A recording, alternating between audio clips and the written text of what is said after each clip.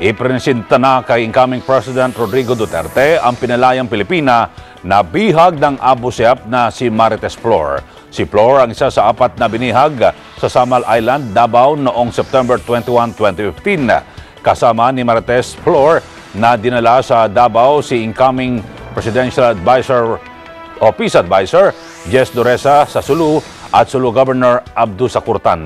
Binigyan diin ni Duterte na dapat na matigil ang pangingidnap ng bandidong grupo. Si Gerald Tagbo sa detalye.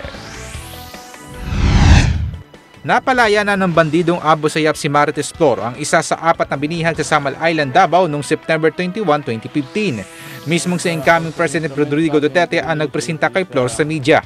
Ayon kay Duterte, isa si incoming Presidential Peace Advisor Jess Dureza sa naging instrumento para sa kalayaan ni Flor.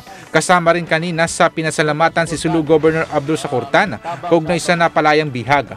Nabatid na si Flor ay napalaya kaninang alas 3 na madaling araw sa Sulu at kaagad na dinala sa ospital. Well, we were able to negotiate, but apparently yung lalaki, yung kidnap na Italian sa Abu Sayyaf, Norwegian, hindi pa raw naka-cross because of the rough seas, I was told. I don't know if this is true, but we were able to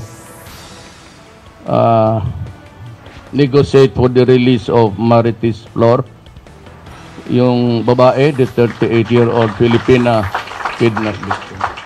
Sa ngayon, tanging ang Norwegian national na si Jartan Sigestad na lamang ang nalalabing bihag ng mga bandido. Pero tiniyak kay Duterte na patuloy ang pakikipagnegosasyon para sa kalayaan nito.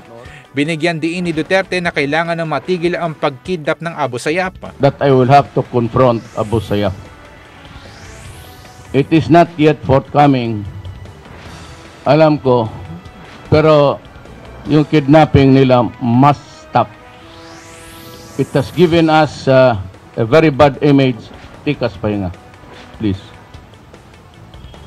Unang pinagutan ng bandidong grupo ang 2 bihag na Canadian nationals na sina Robert Hall at John Riesdell. Para sa Eagle News, Gerald Tagbo, I'm 1 with 25.